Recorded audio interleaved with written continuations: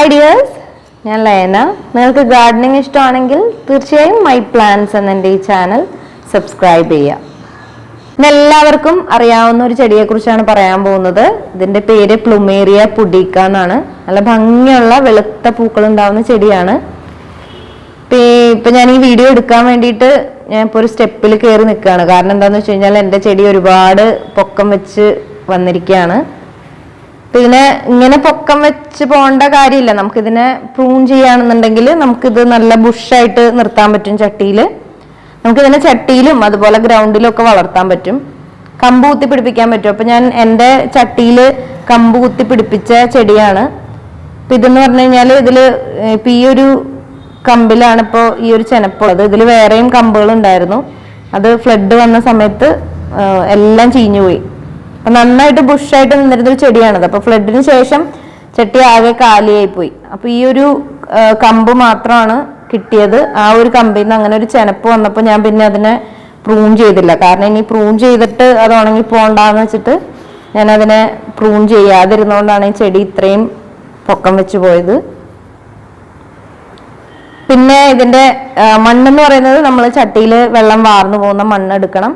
അതിൽ നന്നായിട്ട് കമ്പോസ്റ്റും ചാണകപ്പൊടിയും മിക്സ് ചെയ്ത് ഒരു മണ്ണിൽ നമുക്ക് ഈ ചെടിയെ നടാം. നന്നായിട്ട് വളർന്നു വരും ഈ ചെടി. പിന്നെ ഇതിനെ നല്ല വെയിലുള്ളൊരു സ്ഥലത്ത് വെക്കണം. അതായത് നന്നായിട്ട് വെയിലുള്ള ഒരു സ്ഥലത്ത് വെച്ചാലാണ് ഇതിൽ നന്നായിട്ട് പൂവിരിയുന്നത്. അപ്പം അതുകൊണ്ട് നല്ല വെയിലുള്ളൊരു സ്ഥലത്ത് ഈ ചെടിയെ നമുക്ക് വെക്കാം. പിന്നെ പറഞ്ഞില്ലേ, ഇങ്ങനെ ഒരുപാട് പൊക്കം വെക്കാതെ നമുക്ക് ഇതിനെ പ്രൂൺ ചെയ്ത് വിടാൻ പറ്റും. ഇതിനിങ്ങനെ സൈഡിൽ ചെനപ്പ് വരുന്നൊരു പ്രകൃതമുണ്ട്. ഇപ്പൊ ഈ ചെടിയിൽ നിങ്ങൾക്ക് കാണാൻ പറ്റും. ഇപ്പൊ ഇതിലിങ്ങനെ ചെനപ്പുകൾ വന്നിട്ടുണ്ട്. അപ്പൊ ഇതുപോലെ ചെനപ്പുകൾ വന്ന് ഈ ചെടി നന്നായിട്ട് ബുഷായിട്ട് നമ്മുടെ ചട്ടിയിൽ നിൽക്കും. അപ്പൊ നമുക്ക് ഇതിനെ പ്രൂൺ ചെയ്ത് കൊടുത്തു കഴിഞ്ഞാൽ നമുക്ക് പുതിയ ചെനപ്പുകൾ വരും. അപ്പൊ പ്രൂൺ ചെയ്യുമ്പോൾ ശ്രദ്ധിക്കേണ്ട കാര്യം എന്ന് പറഞ്ഞു കഴിഞ്ഞാൽ ഇതിന്റെ മരം പോലെയുള്ള ഒരു തണ്ടുള്ള ഭാഗത്തേക്ക് ഒരുപാട് കയറ്റി ഒരു ഹാർഡ് പ്രൂണിങ് ഈ ചെടിയെ ചെയ്യരുത്. ഇപ്പൊ ഗ്രൗണ്ടിൽ നിൽക്കുന്ന ചെടിയാണെന്നുണ്ടെങ്കിൽ ഹാർഡ് പ്രൂണിങ് ചെയ്താലും നന്നായിട്ട് അത് പിന്നെയും അതിന് ബ്രാഞ്ചസ് ഒക്കെ ആയിട്ട് നന്നായിട്ട് വരും. ഇപ്പൊ ചട്ടിയിൽ നിൽക്കുന്ന ചെടി ഹാർഡ് പ്രൂണിങ് ചെയ്ത് കഴിഞ്ഞാൽ ചിലപ്പോൾ ഉണങ്ങി പോകാനുള്ള സാധ്യതയുണ്ട്. അപ്പൊ അതുകൊണ്ട് അങ്ങനെ ചെയ്യരുത്. പിന്നെ ഇതെന്ന് പറഞ്ഞു കഴിഞ്ഞാല് സമ്മർ സീസണിലാണ് ഇതിൽ നന്നായിട്ട് പൂക്കൾ വരുന്നത്. നല്ല വെയിലുള്ള ഒരു സമയത്ത്. മിക്കവാറും എല്ലാ സീസണിലും പൂക്കൾ ഉണ്ടാവും. മഴ സീസണിലൊക്കെ പൂക്കൾ വരും ഈ ചെടിയിൽ. മഴ സീസണിലും നമ്മൾ ഇതിനെ പ്രത്യേകിച്ച് ഒരു കെയർ ഒന്നും കൊടുക്കേണ്ട ആവശ്യമില്ല. മണ്ണിൽ നിന്ന് വെള്ളം വാർന്നു പോകുന്നുണ്ടെങ്കിൽ ചട്ടി മഴയത്തൊക്കെ നമുക്ക് വെക്കാം, പ്രശ്നമൊന്നും ഉണ്ടാവില്ല. പിന്നെ ഇതിന്റെ നനയുടെ കാര്യമാണെന്നുണ്ടെങ്കിൽ 1-2 ദിവസങ്ങളിൽ ഈ ചെടിയെ നനച്ചാൽ മതി. അതിപ്പോ നല്ല വേനൽക്കാലം ആണെങ്കിൽ കൂടി നമ്മൾ അതിനെ 1-2 ദിവസങ്ങളിൽ നനച്ചാൽ മതി. പിന്നെ ഇതിന് കീടശല്യങ്ങൾ എന്ന് പറയുന്നത് ഇപ്പൊ എൻ്റെ ചെടിയിലെ ഈ ഒരു പൂവിന്റെ ഈ ഒരു ഭാഗത്ത് എന്തോ ഒരു കീടശല്യം പോലെ കാണുന്നുണ്ട്. പക്ഷെ അത് ആ ഒരു പൂവിനെയോ അല്ലെങ്കിൽ അത് പൂവിരിയുന്നതിനെയോ ഒന്നും ബാധിക്കുന്നില്ല. അപ്പൊ ഇതിൽ വരുന്ന കീടങ്ങളൊക്കെ അങ്ങനെ തന്നെയാണ്. ഇതില് ദോഷകരമായിട്ട് ഈ ചെടിയെ ബാധിക്കുന്ന രീതിയിലുള്ള ഒരു കീടശല്യം ഒന്നും ഈ ചെടിയിൽ അങ്ങനെ വരാറില്ല. മീലി ബഗ്സ് വരാറുണ്ട്. മീലി ബഗ്സ് വന്നാലും ഈ ചെടിക്ക് അങ്ങനെ വലിയ പ്രശ്നങ്ങളൊന്നും അങ്ങനെ കണ്ടിട്ടില്ല. അപ്പൊ മീലി ബഗ്സ് ഉണ്ടെങ്കിൽ നമുക്ക് സോപ്പ് വാട്ടർ സ്പ്രേ കൊടുത്തു കഴിഞ്ഞാൽ അതിന് നമുക്ക് മാറ്റാൻ പറ്റും. പിന്നെ ഇതിന് വളം കൊടുക്കാന്ന് പറഞ്ഞാൽ വർഷത്തിൽ 1-2 പ്രാവശ്യം വളം കൊടുത്താൽ മതി. ഇലച്ചെടികൾക്കൊക്കെ വളം കൊടുക്കുന്ന പോലെ ഒരു വളം കൊടുത്താൽ മതി ഈ ചെടിക്ക്. അപ്പൊ വളം കൊടുക്കുമ്പോൾ നന്നായിട്ട് കമ്പോസ്റ്റും ചാണകപ്പൊടിയൊക്കെ കൊടുക്കുക.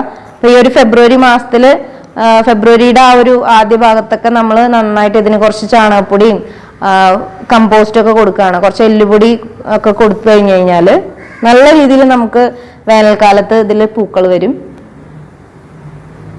പിന്നെ ഇത് നമുക്ക് ഗ്രൗണ്ടിൽ നടുകയാണെന്നുണ്ടെങ്കിൽ നമുക്ക് ലോണൊക്കെ ഉണ്ടെന്നുണ്ടെങ്കിൽ അതിന്റെ ഒരു കോർണറിലൊക്കെ നമ്മൾ വെച്ചു കൊടുക്കുകയാണെന്നുണ്ടെങ്കിൽ ഇതുപോലെ കൂട്ടമായിട്ട് ഈ ചെടി വളർന്ന് ഇതുപോലെ ഇങ്ങനെ നല്ല ഭംഗിയായിട്ട് പൂക്കൾ ഉണ്ടായി നിൽക്കുന്നത് നല്ല ഭംഗിയുള്ളൊരു കാഴ്ചയായിരിക്കും.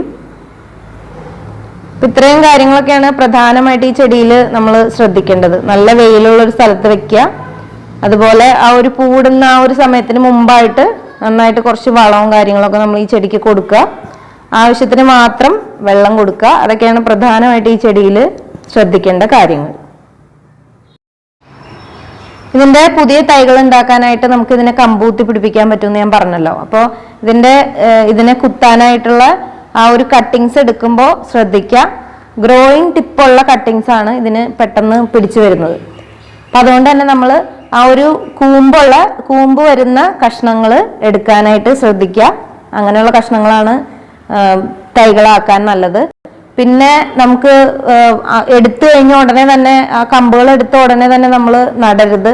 അതിനൊരു കറയുണ്ട്. ആ ഒരു കറ വലിയാൻ വേണ്ടിയിട്ട് ഒരു 2-3 ദിവസം ഷെയ്ഡായിട്ടുള്ള ഒരു സ്ഥലത്ത് വെക്കണം.